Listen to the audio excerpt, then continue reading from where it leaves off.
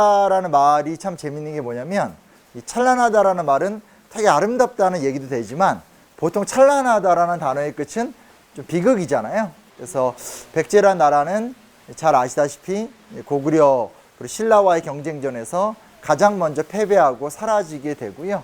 그리고 공교롭게도 현재 유네스코 세계문화유산에 등재가 된 이 공산성부터 시작해서 부소산성까지 이어지는 과정은 그러한 백제의 마지막 100여 년의 분투의 시간들을 좀 보게 됩니다. 그래서 세계문화유산으로 등재가 된다는 것은 인류가 지켜야 될 가치, 보편 탁월한 가치란 말이 있거든요. 전 인류가 함께 지켜야 될 인류의 유산이다라는 가치로 지정이 되는 겁니다. 함께 누리고 함께 공존 공용해야 될 가치로서 백제의 유산이 세계사적 가치를 지닌다.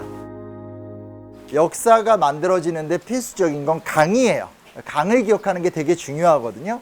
지금은 집 안까지 하수도가 다 들어오니까 그냥 당연한 거다라고 생각을 하지만 그때는 그렇지 않죠. 그래서 언제나 수도 혹은 수도에 버금가는 대표적인 도읍지 근처에는 강이 있다라는 거. 그래서 실제로 보게 되면 우리가 알다시피 원래 백제는 한강유역에서 시작을 했잖아요. 경기도와 서울에서 근거를 갖고 있던 백제가 밀려 내려와서 여기서 정착을 하는데 원래의 땅인 경기도 유역을 회복하려는 노력도 하지만 이왕 밀려 내려와서 뒤를 돌아보니까 저쪽 전라남도랑 경상남도 일대에 가야가 있네. 이쪽 지역을 더 장악하면 우리가 일본과도 소통할 수 있고 새로운 터를 확보할 수 있게 되네. 이렇게 생각을 했다라는 거예요. 근데 그게 강을 기준으로 본다면 한강 위주의 백제가 금강에서 시작해서 만경강, 영산강, 섬진강으로 확대해 나가는 과정이라는 거예요. 그래서 우리가 고대 문명을 이야기할 땐 무조건 전제 조건으로 강을 기억해야 된다는 거. 강은 방어선이 되기도 하고 그리고 그 강 옆에 평야지대가 보통 있기 때문에 도시를 세우기도 좋고 그리고 강을 확대하는 것이 곧 그 나라의 국가가 부강해지는 길이 된다는 거. 이해되시죠? 예, 약간 빨려 들고 계신 거예요? 석성으로 이렇게 성을 구축하는 방식은 다 조선시대 때입니다. 그리고 조금 더 정확하게 얘기하면 지금 돌의 크기가 크죠? 그렇죠? 요거는 조선 후기 때라고 보시면 좋아요. 예, 조선 전기 때, 그러니까 가장 쉽게 볼 수 있는 건 서울에 오실 일이 있으면 한양도성 한번 이렇게 시간 내서 가보시면 좋은데 한양도성의 구간을 보면 돌의 규모가 점점 커져요. 근데 태조 이성계 때나 세종 때 지었던 돌은 이 돌의 한 절반 정도밖에 안 돼요. 예. 그래서 실제로 돌의 규모를 크게 해서 이렇게 짓는 규모라는 것 자체는 다 조선 때 혹은 조선 후기 때라는 거. 원래 백제 때는 돌로 지어진 것이 아니라 흙으로 축성이 돼 있고 일부 부분을 이제 돌로 막았다 정도로 보시면 좋아요.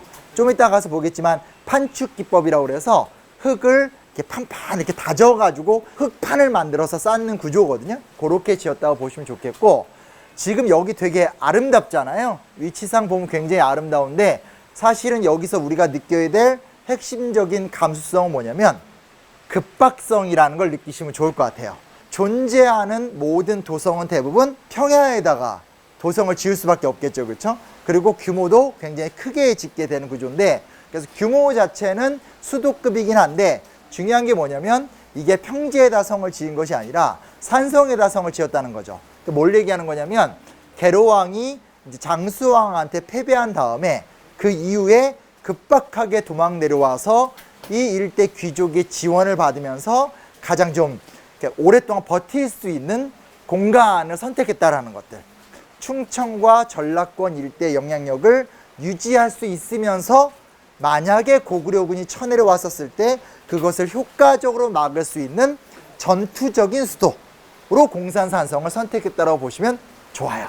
지금 보면 굉장히 아름답긴 하지만 그 당시에는 굉장히 급박한 상황 속에서 만들어진 산성이다 라는 것도 같이 좀 기억을 해 두시면 좋을 것 같습니다.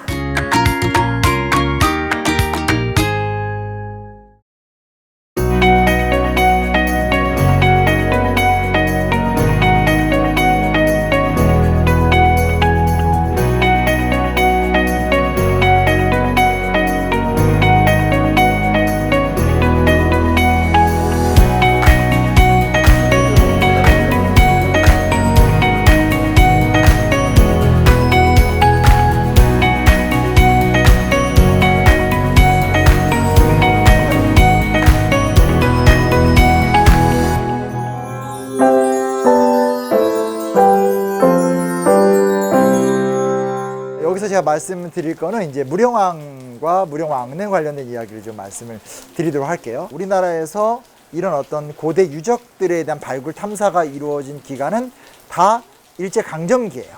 그럼 이제 여기서 우리가 보통 갖고 있는 통념은 그 자식들은 막 도굴하고 뺏어가고 막 이렇게 많이 생각을 하시는데 그 입장을 조금 교정될 필요가 있어요.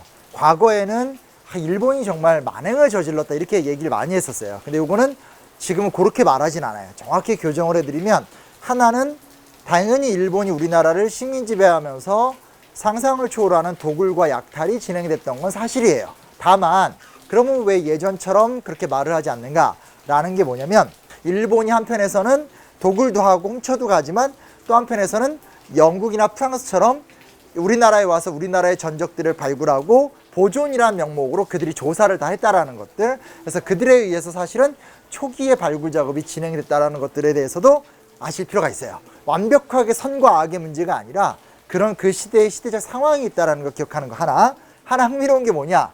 그 당시 이 일대를 발굴했던 일본 고고학자들이 볼 때는 송산리 6호분이라고 우리가 어떻게 들어보셨을 거예요. 그러니까 벽돌 무덤이잖아요. 그거를 무령왕릉의 무덤으로 본 거예요. 그리고 그 뒤에 이제 우리가 가서 보실 수 있는 무령왕릉 자체는 송산리 6호분을 포장하는 어떤 방어 언덕 정도로 생각을 해서 사실은 무령왕릉 쪽을 안 판 거예요. 근데 기가 막히게 나중에 수로공사 때문에 파보니까 그곳이 이제 무령왕릉이 나타나게 되면서 정말 큰 고고학적 성과를 낸 거죠. 그래서 이제 고고학자들은 하늘이 도왔다. 좀 그런 비화가 있다는 것도 알아두시면 좋을 것 같아요. 그럼 우리나라는 언제 발굴의 역사를 본격적으로 시작하냐? 1965년 이후에요. 그전에는 한국전쟁이 있었죠. 그리고 그 이후에 가난했죠.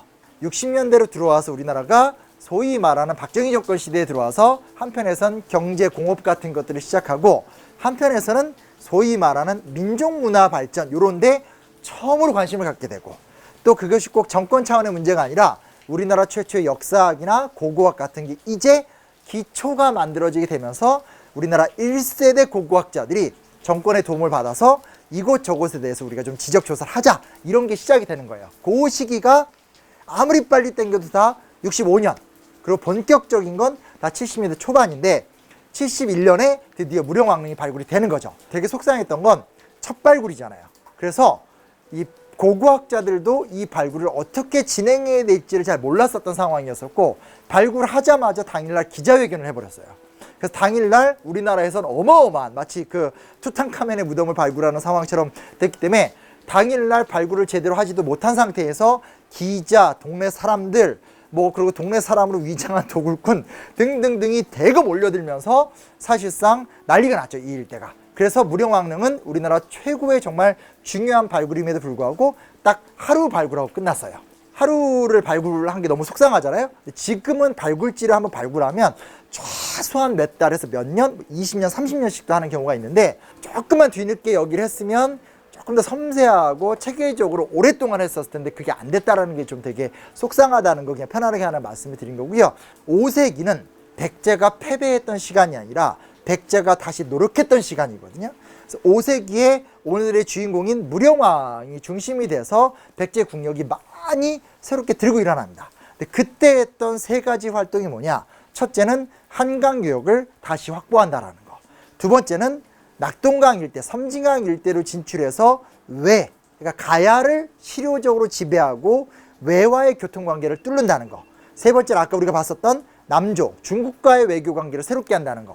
이 세 가지가 5세기 때 무령왕을 중심으로 줄기차게 일어났다는 거. 무령왕은 스스로 국력을 회복하고 충청도와 전라도를 중심으로 국력을 강화시키는 가운데 외와 남조와 외교관계를 복원했다는 특징을 갖고 있다는 거예요. 즉 스스로 국력을 키워가면서 강해지는 상황에서 다른 나라와 대등하게 외교관계를 추구해서 힘을 기르는 거지 스스로는 별 볼 일이 없는 상태에서 남의 나라 가서 도와달라 이런 적은 없다라는 거예요. 장수왕이 죽은 다음에는 굉장히 혼란기였거든요. 그 기간을 이용해서 3, 40년의 기간 동안 사실은 동성왕, 무령왕이 국력을 엄청 신장을 시켰고 그 힘으로 양나라 가서도 우리가 이렇게 되게 잘 나간다. 또 외와도 대등한 외교를 펼쳤기 때문에 그때 이제 나오는 말이 뭐냐면 양서에 나오는 말이죠. 백제가 다시 강해졌다. 5세기 때 백제는 진짜로 긴 기간은 아니지만 다시 한번 강해졌다라는 것들, 이런 거 좀 기억해 두시면 좋을 것 같아요.